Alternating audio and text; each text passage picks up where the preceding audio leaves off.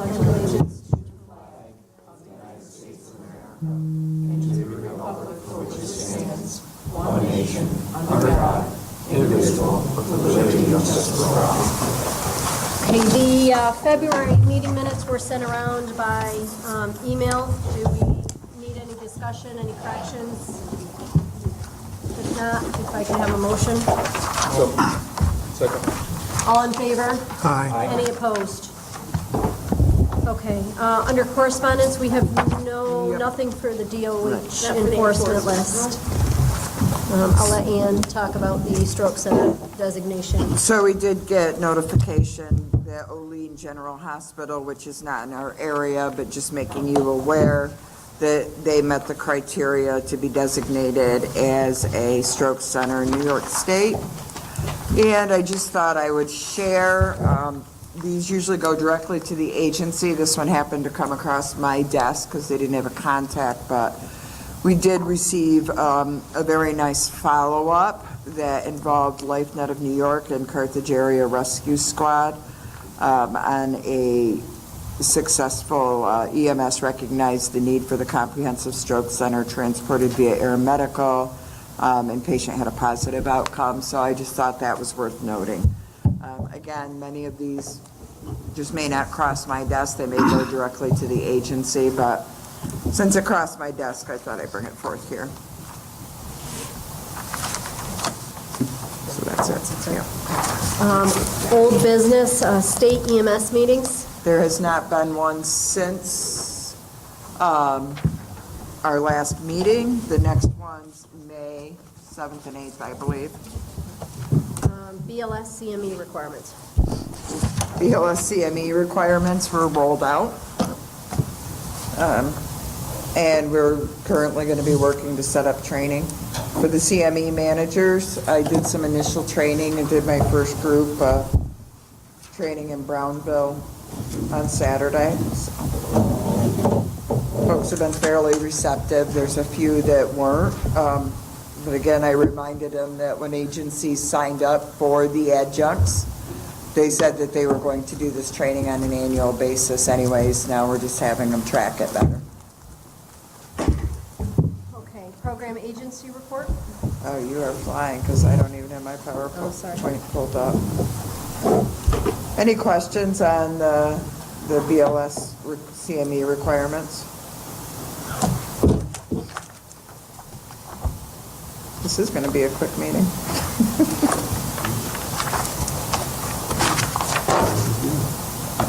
Sorry, let me find it here. I have these pulled up already. They got HVAC guys working on the furnace. I don't know what went up yesterday. Oh, Would have moved the meeting had you been okay. notified. Yeah, had we known it's golden. Okay. So first and foremost, I'd like you to introduce you to our new logo, the program agency. So one of the things that we noted is that we have a multitude of different logos, and while we really like the snowflake, it's really hard to reproduce on things. So now that we are consolidated more with Fort Drum Regional Planning Organization, we created a new logo. So we're now diligently working to update on that on materials. So talk a little bit about the Regional Stroke Advisory Committee. It was canceled March 15th, although the EMS committee did do a virtual meeting to discuss the FAST-ED. We are looking at you doing that as a Remac study if the physicians here are good with that. Maya was on the call as well. Instead of having everybody, try to get everybody involved in this, to try and simplify the process, each region involved was going to ask one of their large volume agencies if they would participate. And we'll be utilizing the FAST-ED screen, and it's basically to introduce the use of the FAST-ED scoring in the pre-hospital setting, and will it increase the identification of patients with large vessel occlusions. the program agency directors will be getting together to kind of write that abstract to bring back to the committee and the RSTAC, which time I'll bring it back here once that's done. Any questions on that? For RTAC, I was tied up, so Mark Devers, thank you for covering that. So I will let Mark talk on this slide. A few things that were brought up. The first one is the appropriate use of helicopters. 25% of the patients that are airlifted from a 911 situation to SUNY are discharged from the ER. So there's quite a bit of concern with overuse of helicopters in certain circumstances. Also, it's a resource utilization issue where if the helicopter's not available because it's tied up on something completely unnecessary. One of the struggles has been feedback from the aeromedical services in the past over appropriate use back to the field, and that was something that was suggested for the aeromedical services folk to bring back. There's telemedicine out of SUNY. Sorry? Dr. Regina, do we have representatives from aeromedical on our side? Yes, Yes. they're usually there. Who is it, do you know?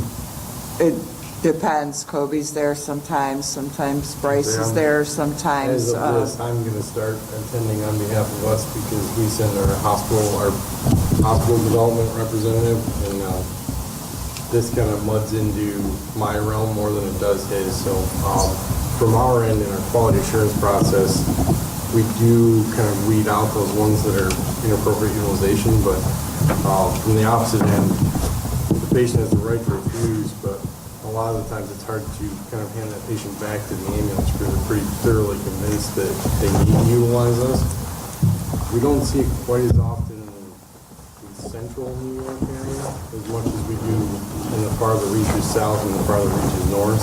And a lot of it's just the sheer distance to specialized center, period.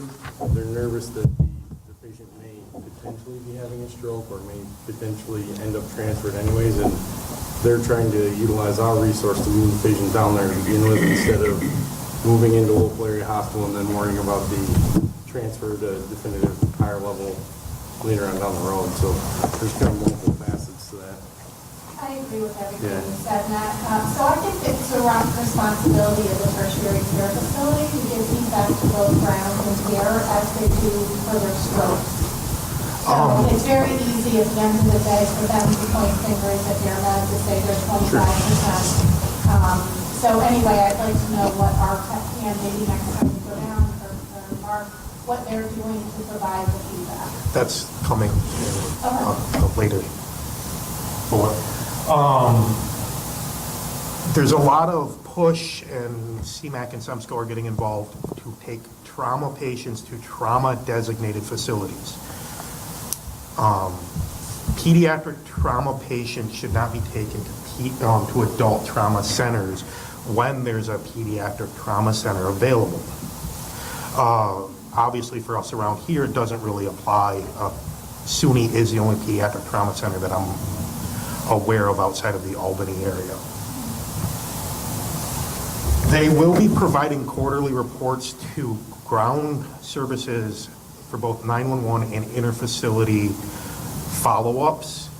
How it's going to affect with the use of aeromedical, it didn't sound like they were completely sure. So in other words, if an ambulance service hands off to aeromedical, is the ambulance service going to get that follow-up? That was something that they weren't 100% sure how that was going to work. We should get it because we have to send down our EPCR to them. So they, like, I just got the report for last quarter, so they recognized patients that we had flown as starting with us, so they should be able to provide that feedback.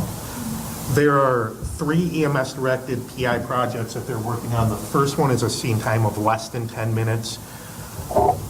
The second one is some form of paper documentation being left at the receiving facility, which is something that we have harped on to a point of nausea.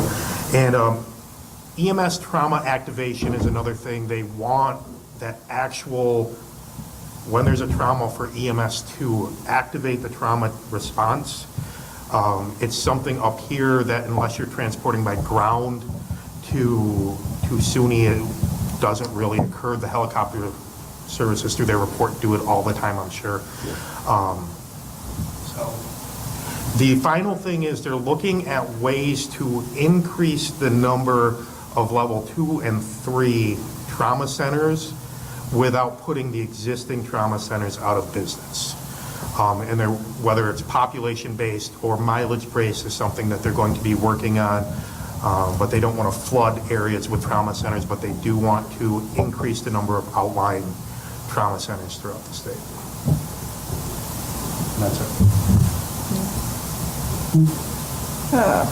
So level of care changes, I did follow up with J.S. Coster. I actually went over and I met with them to assist them and with their change in leadership and what they needed to complete their upgrade. At the last meeting, we had given them a 90-day extension. Public access defibrillation, there's the list of the folks that we've had either updates or originals come in since our last meeting. And the dispatch centers will be notified of all those as well. Or have been, will be. So regional BLS adjuncts, and I just received one to add on, so I'll put that at the end. But so we have Cape Vincent Fire Department BLSFR and Constableville Fire Department for BLS Narcan. BLS albuterol for Phelps Mills Fire Department, BLSFR, syringe epinephrine for Constableville. That's just a notification. We don't need approval for that. No BLS blood glucometry, but BLS CPAP.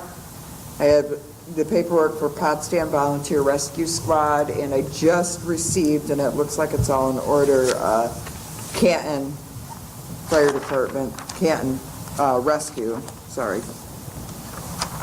Oh my goodness, I don't want to hit the name wrong. What's the official name, Mark? Canton Rescue Squad. Canton Fire's different, sorry. Canton Rescue Squad for BLS CPAP. So I would entertain a motion for the approval of the BLS adjuncts as named. I will make a motion.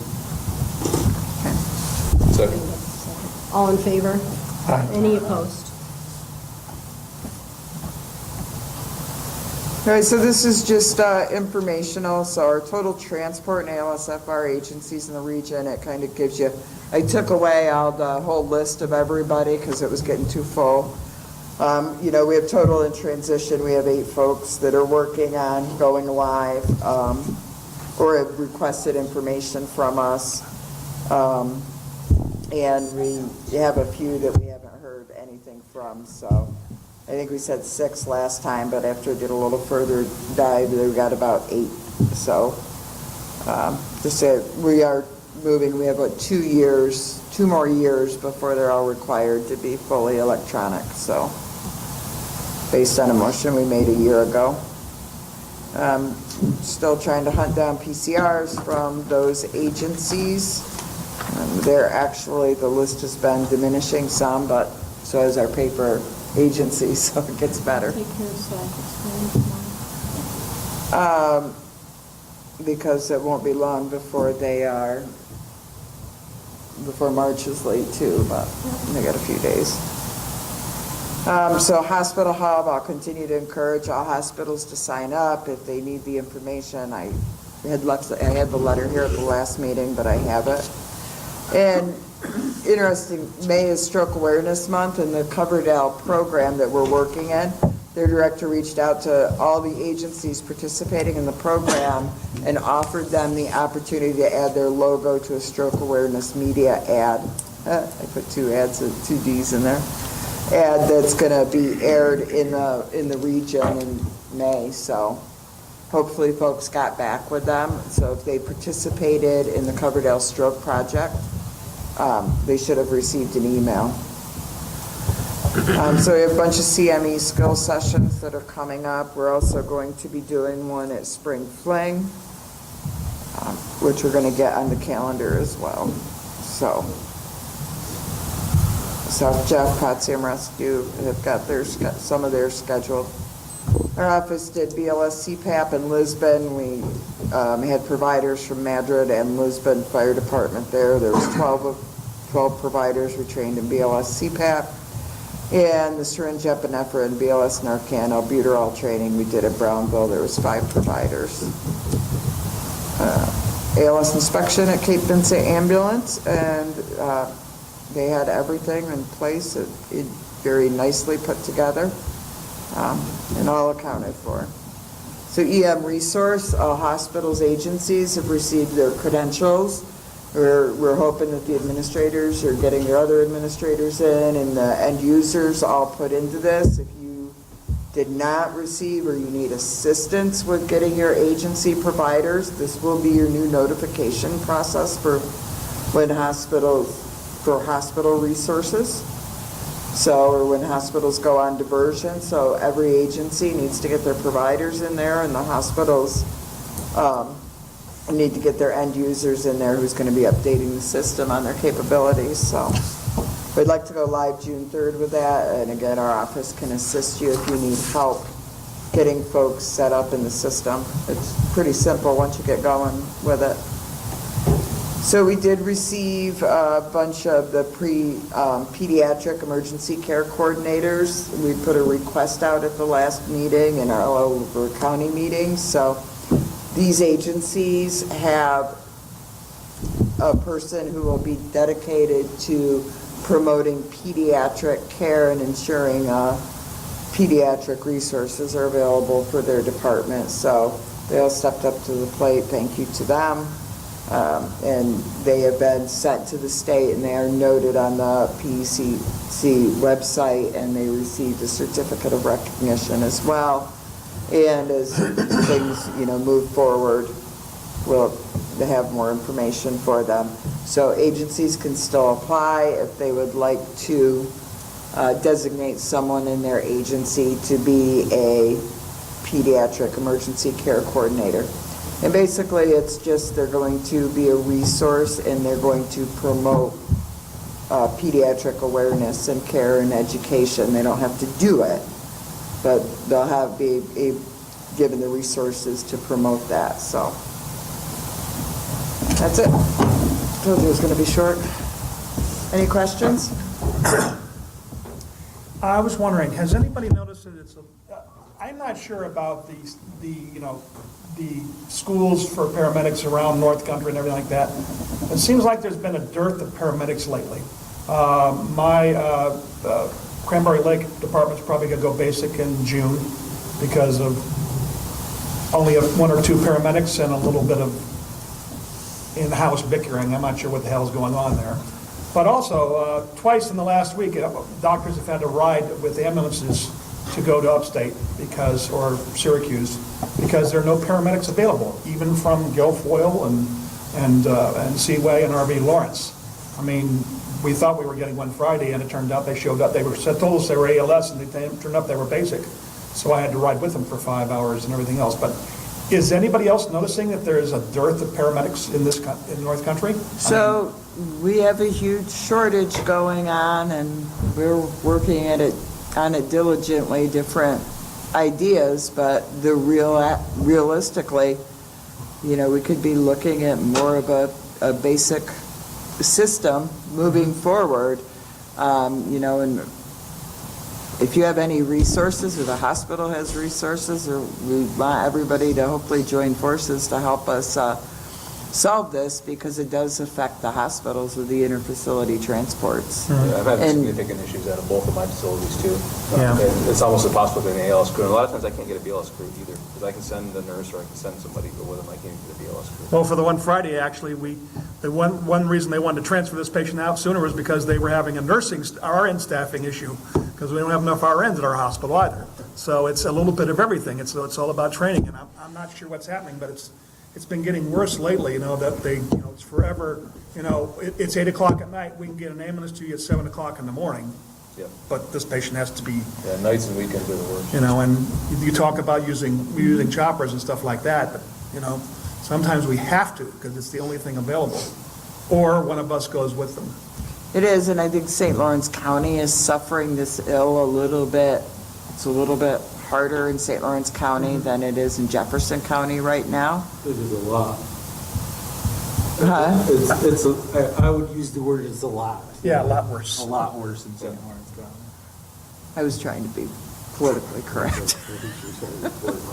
But it is, it's a huge problem. It's one that, we've been trying to monitor and watch, but, we're hoping to look at some distance learning. But St. Lawrence County has a large number of fully volunteer agencies and our not-for-profits who are paying staff in St. Lawrence County have limited staff, and we're starting to see them increase, but financial aspects, if they can't increase too much, or they're going to end up putting themselves out of business because reimbursement isn't well enough, so we're looking at it, we're working on it. I was just wondering if anybody else was feeling this. Yes. Anything else, guys, before we move on to new business? Okay, under new business, Remac appointments. So the terms are up for, we have an ALS provider, so Jay Gwinnett's term is up.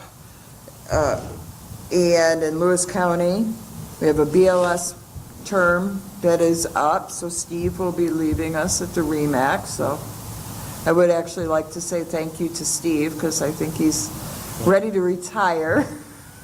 So. I am, and I want to say thank you for what you continue to do, and wish you all the best of luck. And Brian Chamble got me into this mess way back, I think 19 years ago, I'm not sure, but I was one of the original on this committee, and I'm proud of that, but it's time to move on.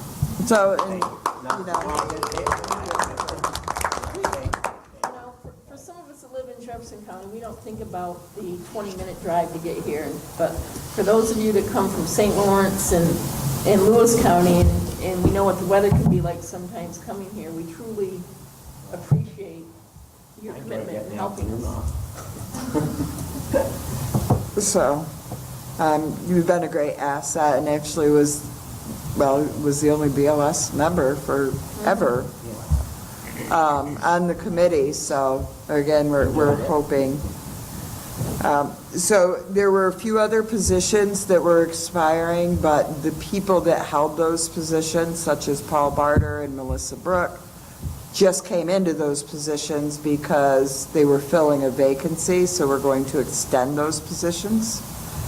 And the St. Lawrence County Emergency Management position is going to switch from Jim Chestnut to Jonathan Mitchell, who's their new deputy director and has an EMS background.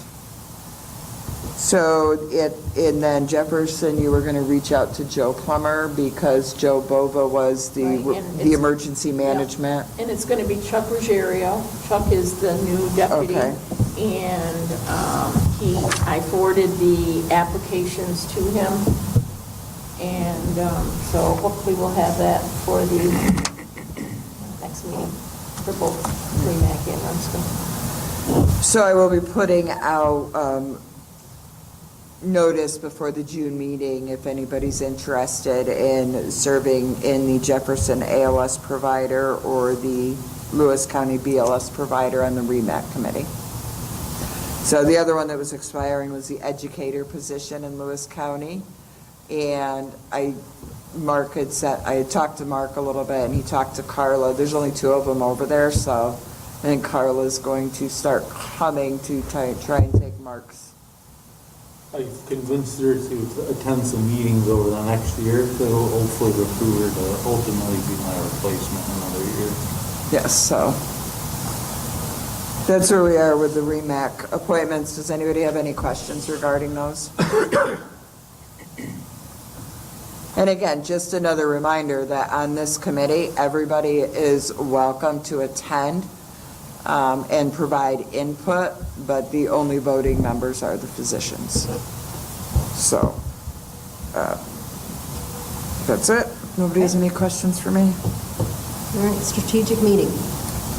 We'd like to thank those that attended. I think we got a good list. We were going to do the Survey Monkey, and I decided to wait until we were hoping maybe to have some appointments here, but we also have appointments for the REMSCO that will be voted on because a bunch of their terms expired as well. So look for an email later this week with the list of what we identified as pressing issues, and you're going to be asked to rank them, one being the one you think we should work on first. And then we will follow it up with a second one for people that are interested in working on like the top 3 or 4.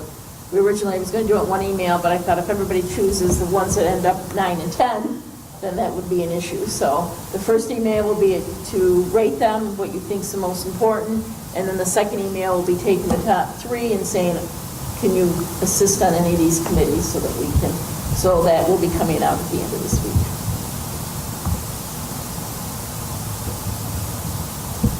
Okay, any comments, questions?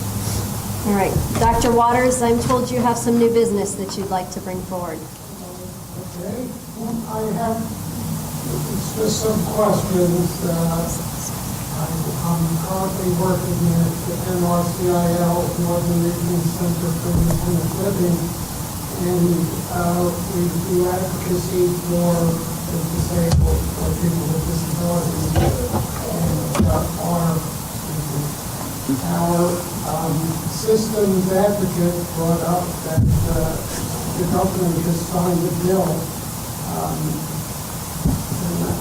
making OPWDD required to at least offer ID cards to people with developmental disabilities that are medically diagnosed. And so our question to the representatives were, how was this going to be used? And I asked Ann if anybody had heard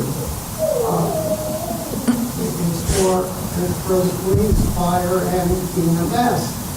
And there was no indication of what training was going to occur, and I personally am pessimistic.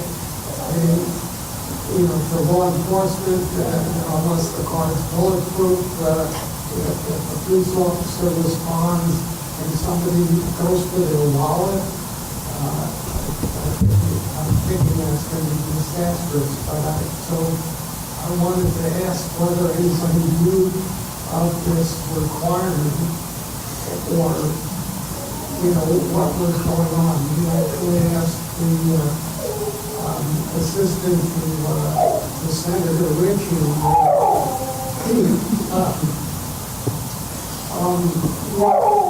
where this came.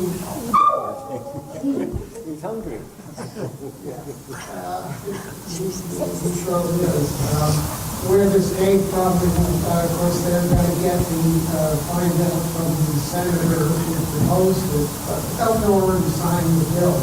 So we're going to make these cards voluntarily available. Nobody knows what's going to be done with this card.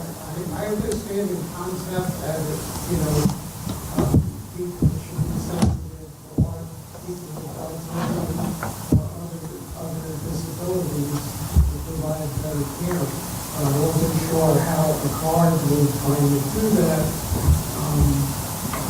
so I didn't know whether anyone had heard of that.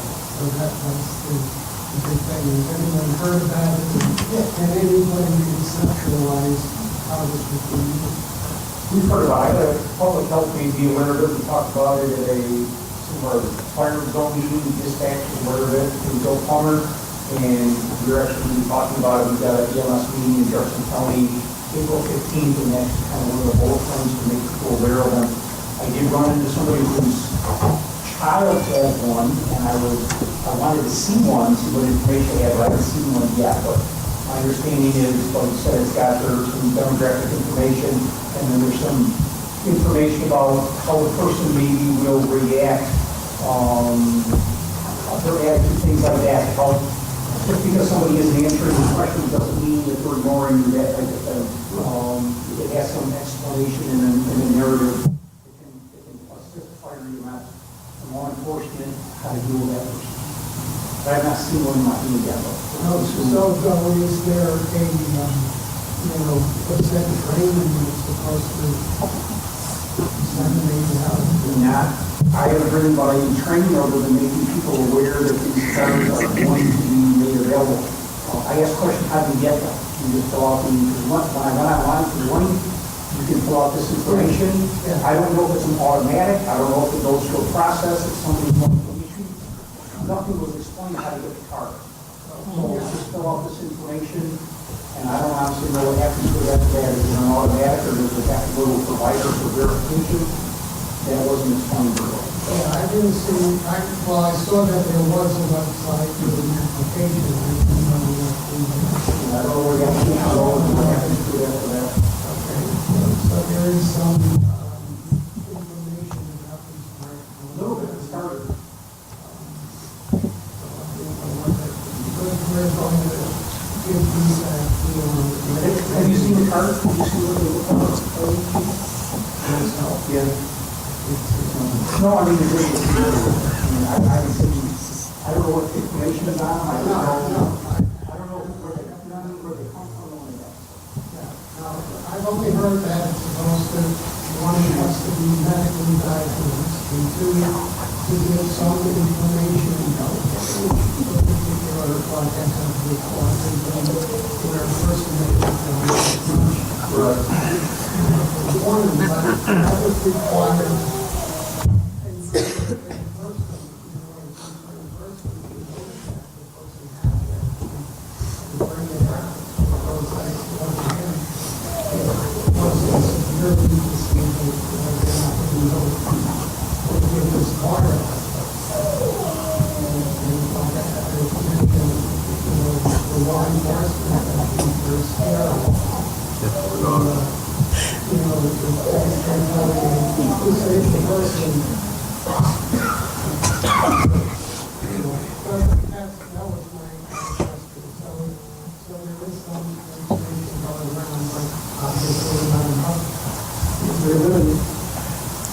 I don't know if the person who carries the car is told what to do, or I don't know about their training or not. Well, that would require, depending on what their, developmental disability is, maybe not maintenance concerns. Correct. Which is what the car is supposed